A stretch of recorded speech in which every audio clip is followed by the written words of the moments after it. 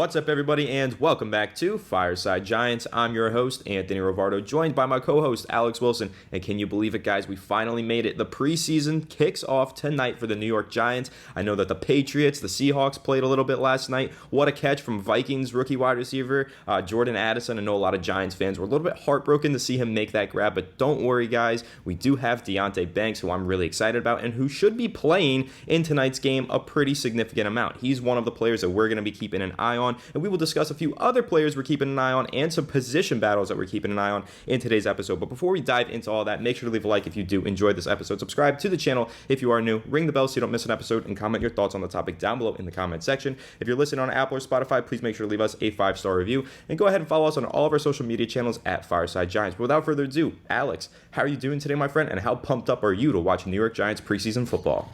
God, it's been so long. I need this. You see, I'm wearing this Yankee jersey right now. Don't know why. Pain, just suffering in it. I was about to put my Giants jersey on, and I was like, you know what? It's about.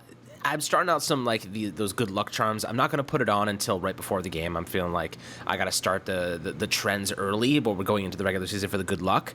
But I'll tell you this right now. I'm excited for tonight's game. Now, there's nothing worse than second half preseason football games. Third, fourth quarters, you see guys that you will never see again.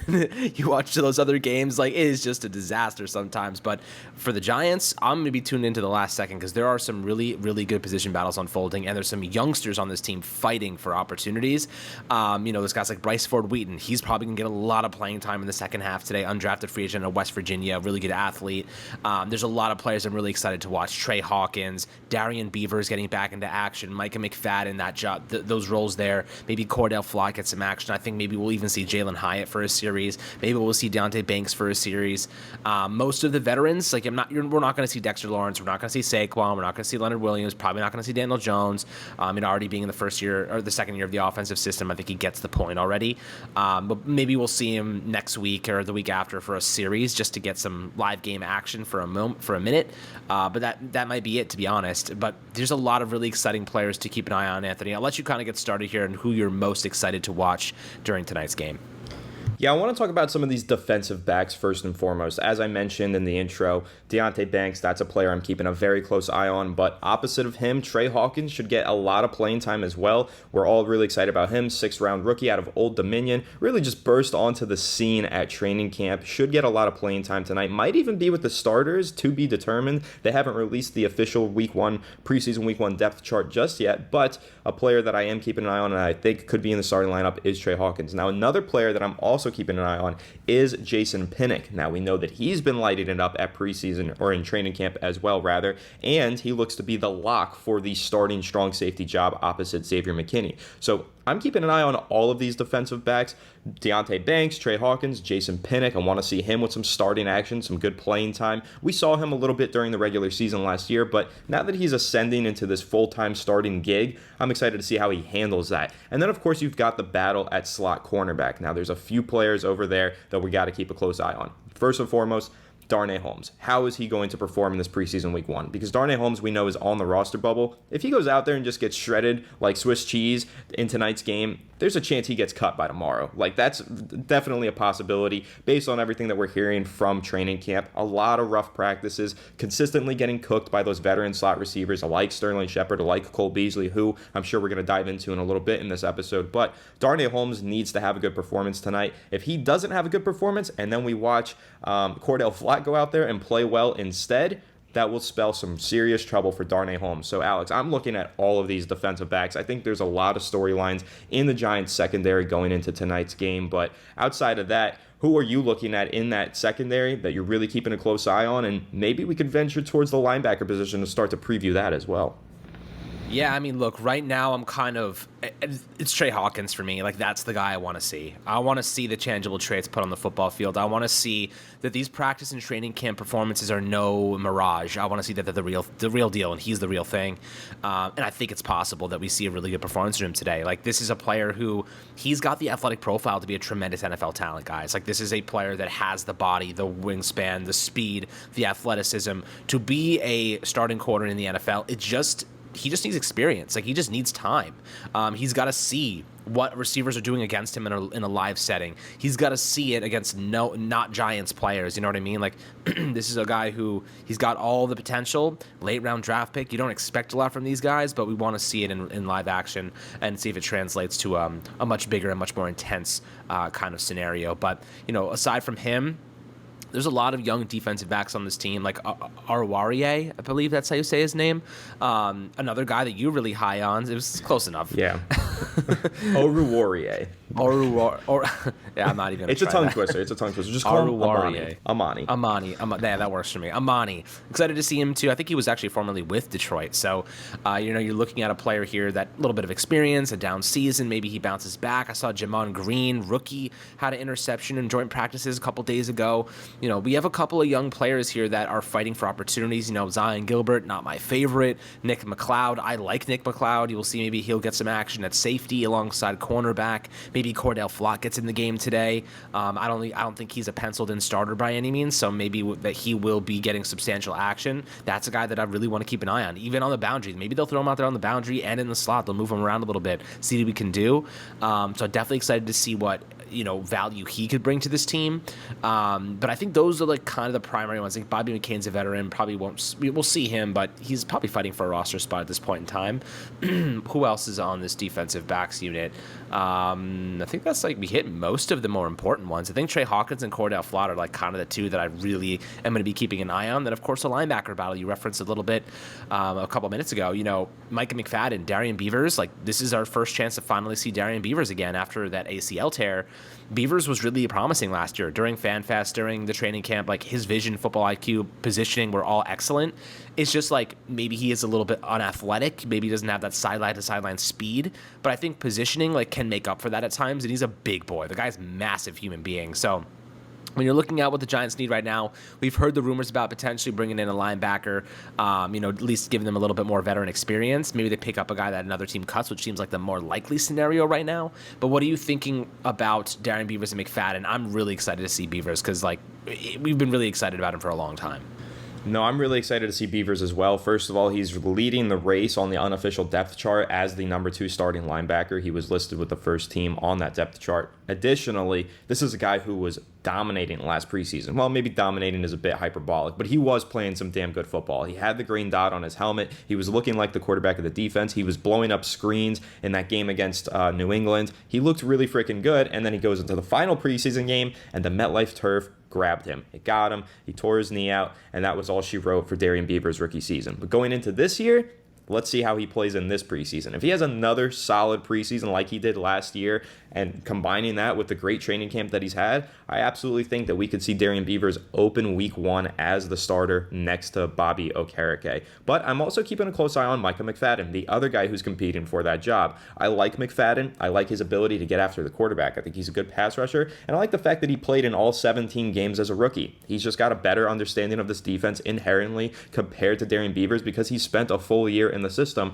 Meanwhile, Beavers has had to recover on the sidelines with his injury. So I'm curious to see how that battle shapes out, but I do think that it really comes down to who plays better in the preseason. Because yes, what we've seen from Beavers right now, better practices throughout training camp, so he's leading the race for that job. He'll be the starter at the number 2 linebacker spot for the preseason. But Micah McFadden, let's say he has a better performance in this preseason game than Beavers, next week he might be with the first team. So let's see how this battle shapes out, but I think that this is a preseason battle in particular, not a training camp battle. This is one that gets decided in these games against other teams. But I also think that for a few other positions, including wide receiver, Alex, I know that you wrote a piece on that this morning talking about 3 wide receivers who are fighting for their jobs. We know a few of them, and a lot of them are actually veteran players. There are some veteran wide receivers that are competing with each other, because how many veteran slot receivers do the Giants really need going into the regular season? I can name 3 off the top of my head that I think are competing for the same spot: Sterling Shepard, Cole Beasley, Jamison Crowder. Now, I do think it's possible that 2 of those guys make it, but it is possible that 2 of those guys get cut and only one of them makes makes it. So, Alex, what are your thoughts on this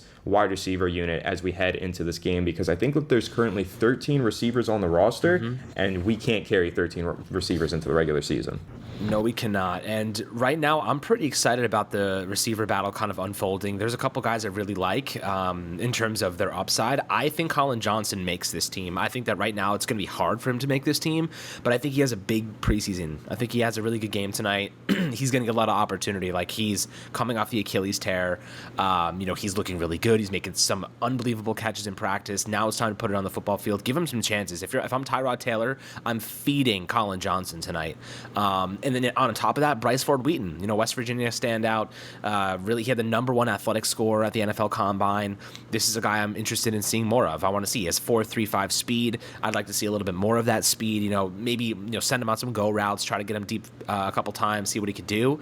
I think that there is some opportunity there to maybe get some value out of him. But again, he was projected to be a 4th-round pick, ended up undrafted, so the value is certainly there. It's just about developing him. I think it's going to take some time. I think he probably ends up on the practice squad, if we're being honest, but who knows? Another guy, Khalil Pimpleton. He's a guy that, the Giants have been kind of stashing for a long time. Really good kick returner, but they haven't really used him at all. Another guy I think lands on the practice squad ultimately, but he's fast, he's athletic, and maybe there's a role for him on this team.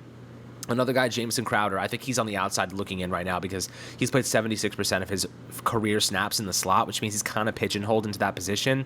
You got Sterling Shepard there. You got Wan'Dale Robinson coming back earlier than anticipated. Jalen Hyatt can play in the slot. Darren Waller is going to be playing in the slot a lot. I just think there's too many bodies. You have Cole Beasley still. He can make the roster for all we know.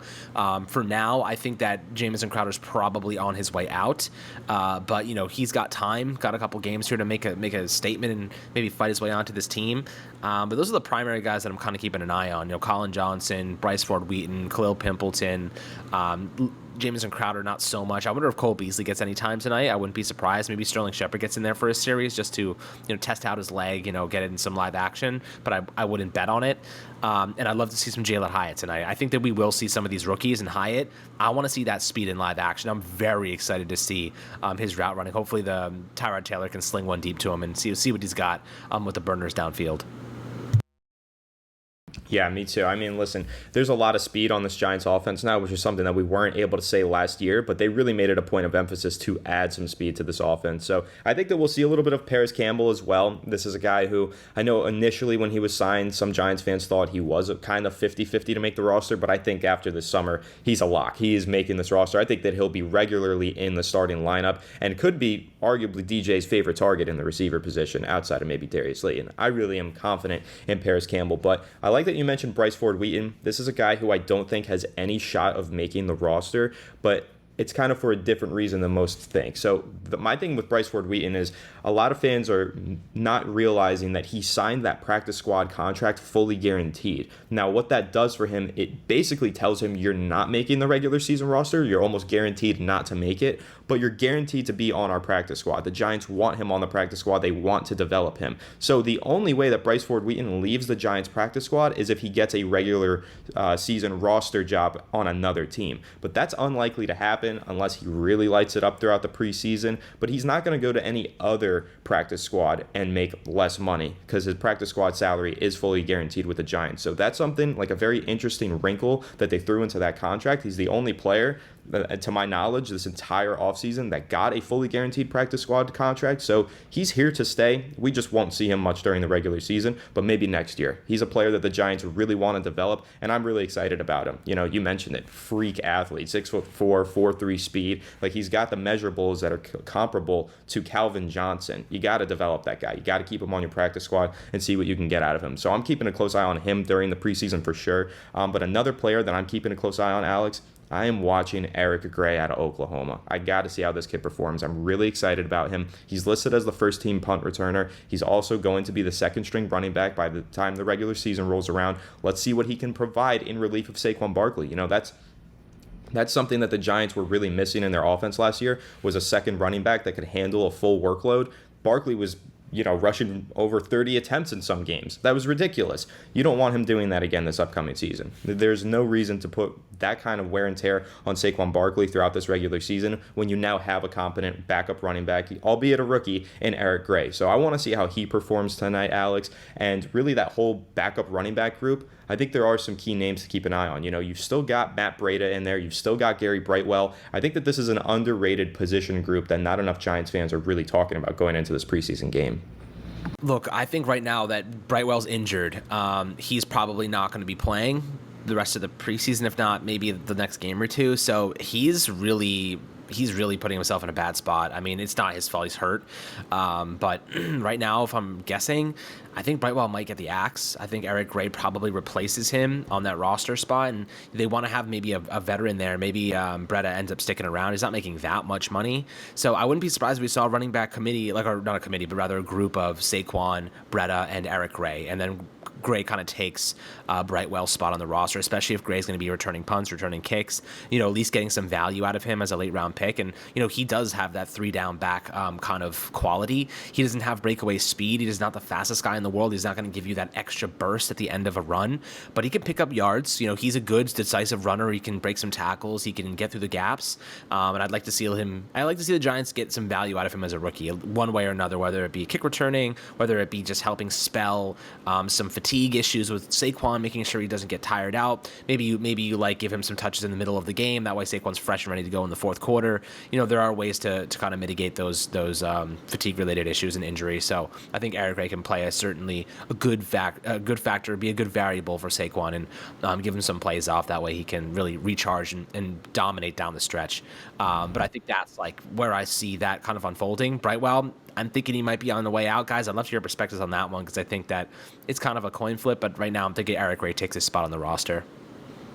Yeah, I think so too. I feel much more comfortable going with the backup duo of Gray and Breida than I do with Brightwell. I don't think that Brightwell provides enough to this offense. I feel like he's been injured quite a few times throughout his career, but hopefully he can get healthy and at least make it a battle during one of these final 2 regular season games. But as you mentioned, injuries holding him back. We'll see what happens. Could be a practice squad nominee. And one last player that I do want to mention, Alex, Tommy DeVito, quarterback 3 for the Giants right now. Not necessarily excited because I think there's anything really special there with him, but I don't know if you know this. The guy shares the name with a really famous Goodfellas character, Joe Pesci's character. So I'm out here rooting for the guy. I got my Italian blood in me. Tommy DeVito, I want to see you succeed, my man. I'll be keeping a close eye on you in tonight's game. But really, Alex, anywhere else on this roster that you're seeing, maybe a specific position battle or a specific player that you're really excited to watch in tonight's preseason game?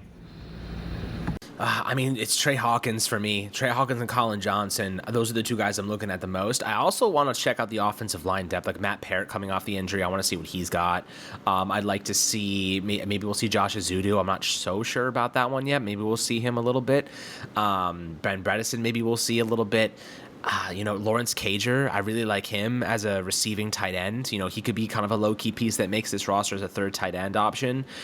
So there are some low-key players here that do have some talent that could sneak onto this team. I'd like to see the defensive backs. I want to see someone emerge from that group today.